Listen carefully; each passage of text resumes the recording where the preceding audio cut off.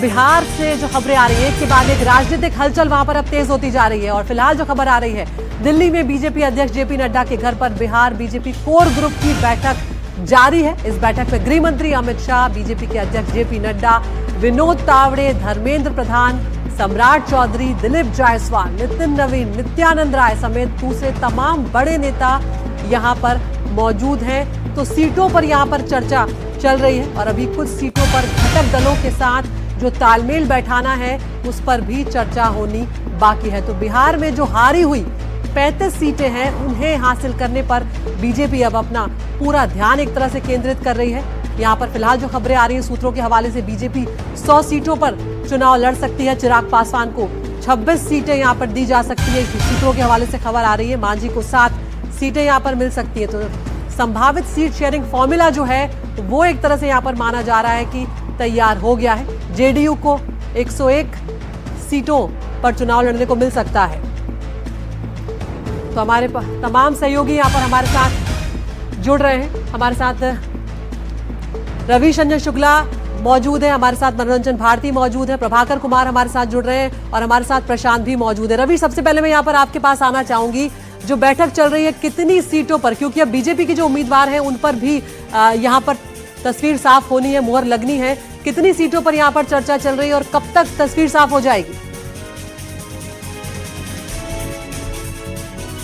देखिए Aditi, core group की जो बैठक है वो शुरू हो चुकी है जेपी नड्डा के घर पर और 90 से 100 सीटों के बीच के जो उम्मीदवारों के नामों पर आज विस्तार से चर्चा होगी, क्योंकि सभी नेता अपने अपने क्षेत्र के जो उम्मीदवार हैं उनकी लिस्ट लेकर पहुंच चुके हैं। सबसे पहले उन्होंने विनोद तावड़े से मुलाकात की और विनोद तावड़े के साथ में फिर अब जेपी नड्डा के घर पर हैं और आज शाम तक उम्मीदवारों के नामों पर चर्चा हुई। सूत्रों के हवाले से यही खबर आ रही है कि 90 से 100 जो सीटें हैं उनके उम्मीदवारों पर चर्चा होगी और उसके बाद में कल केंद्रीय चुनाव समिति की बैठक है और उसके आज जब फाइनल हो जाएगी लिस्ट तो कल केंद्रीय चुनाव समिति की जो बैठक शाम को होने वाली है उसमें फिर इस सूची को रखा जाएगा।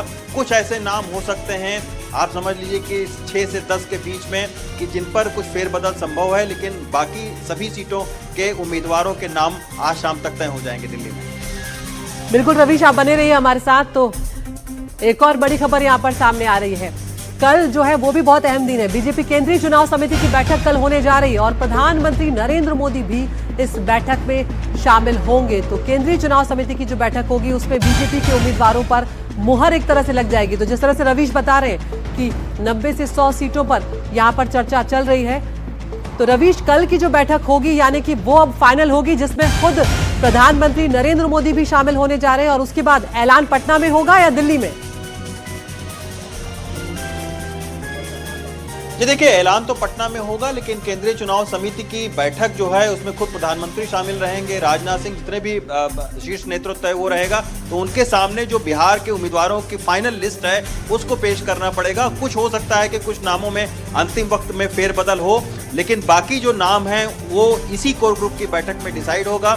और जैसा आज आपने देखा कि उपेंद्र कुशवाहा की भी आज शाम को मुलाकात अमित शाह या जेपी नड्डा से होगी और उसके बाद में सीट शेयरिंग का फार्मूला अंतिम रूप से उसको तय किया जाएगा। आज सुबह दबाव बनाने के लिए उपेंद्र कुशवाहा का एक ट्वीट भी आया, लेकिन बीजेपी का नेतृत्व यही कह रहा है कि आमतौर पर मोटा मोटी जो है वो सीट के शेयरिंग का फार्मूला तय हो चुका है। कुछ सीटों पर हो सकता है, यानी 3 से 5 सीटों पर ये हो सकता है कि उन सीटों पर कुछ फेरबदल हो, लेकिन बाकी मोटे तौर पर एक फार्मूला एनडीए के घटक दलों के साथ में तय हो चुका है।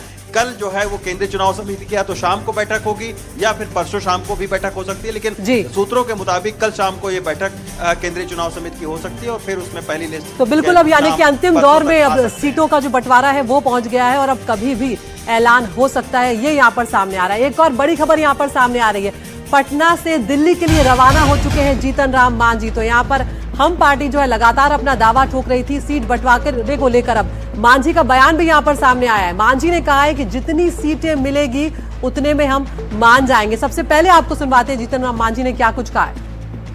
हम एनडीए के पार्टनर हैं, एनडीए के नेता लोग तो दिल्ली में ही बैठे हैं, हमारे सभी लोग गए भी हैं, हम भी पीछे से जा रहे हैं। अध्यक्ष वो हैं, वो कहते हैं, उनकी बात को तो मानना ही पड़ेगा। क्या फाइनल हो गया तो हो गया होगा। सर संतुष्ट हो गए आपसे?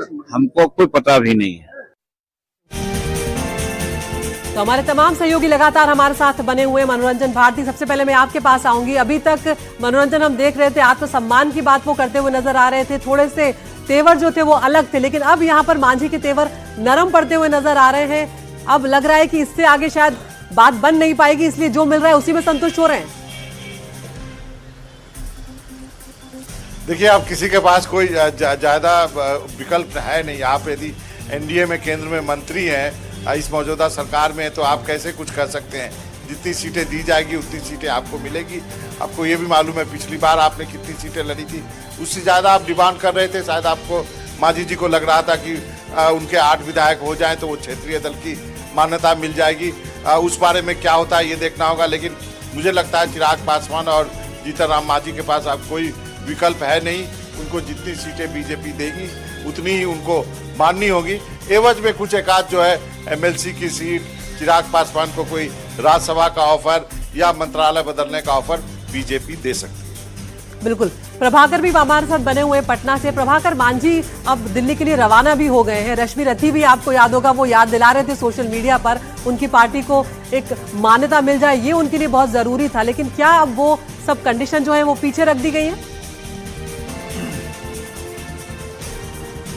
ये देखिए, वो जैसा बाबा बता रहे थे कि अब उनके पास बहुत ज़्यादा विकल्प है नहीं और समय भी नहीं है, क्योंकि 2 दिन बीत चुके हैं। दूसरा दिन है जबकि नामांकन की प्रक्रिया शुरू हो चुकी है और अभी तक सीटों की संख्या पे ही जद्दोजहद चल रही है। उसके अलावा सीटों के फिर कैंडिडेट्स डिसाइड करने हैं, कौन सीट किसको जा रहा है वो डिसाइड करना है, जो कि सबसे अहम फैसला होता है। तो इसको अंतिम रूप एक तरह से दिया जा चुका है। थोड़े सीटों पे मामला फंसा हुआ है। जीतन राम मांझी की बात करें, उपेंद्र कुशवाहा की बात करें, वो लगभग जितनी सीटें उन्हें बीजेपी दे रही है उतनी सीटों पे उन्हें मानना पड़ेगा। चिराग पासवान जो है वो सबसे ज़्यादा टफ एक्ट कर रहे थे, लेकिन उनका भी मामला जो है अब सुलझा लिया गया है। जो हमारी जानकारी है उसके हिसाब से उन्हें 26 सीटों के आसपास दिया गया है, यानी कि वो जो 40 से 45 मांग रहे थे और बीजेपी उन्हें 24 से 25 दे रही थी, तो 1-2 सीटों पर बीजेपी आगे बढ़ सकती है। उसके अलावा उन्हें बैकडोर से या तो विधान परिषद या फिर राज्यसभा और साथ में उनके मंत्रालय में फेरबदल, ऐसी भी बातें आ रही हैं। हालांकि ये ऑफर दिया गया है कि नहीं दिया गया है इसकी पुष्टि अभी हम नहीं कर रहे हैं, लेकिन ऐसी बातें आ रही है। तो कुल मिला के एनडीए जो है अपना मसला सुलझाती हुई दिख रही है। और कल की, और वैसे भी जिस तरह से आप तमाम सहयोगी लगातार ये बता रहे हैं कि बीजेपी और एनडीए का इस बार सबसे बड़ा जो मुद्दा रहेगा वो ये रहेगा कि इंटैक्ट रहना है। यहाँ पर गठजोड़ जो है उसमें कहीं भी एक तरह से जो दूरियां हैं वो नजर नहीं आना चाहिए। तो एक और बड़ी खबर जो इस वक्त बीजेपी की बैठक से जुड़ी सामने आ रही है, 90 से 100 सीटों पर चर्चा बीजेपी की दिल्ली में जो बैठक चल रही है उस पर हो रही है। कुछ सीटों पर घटक दलों के साथ भी तालमेल पर चर्चा होनी है। बिहार में जो हारी हुई 35 सीटें उन्हें हासिल करने के लिए बीजेपी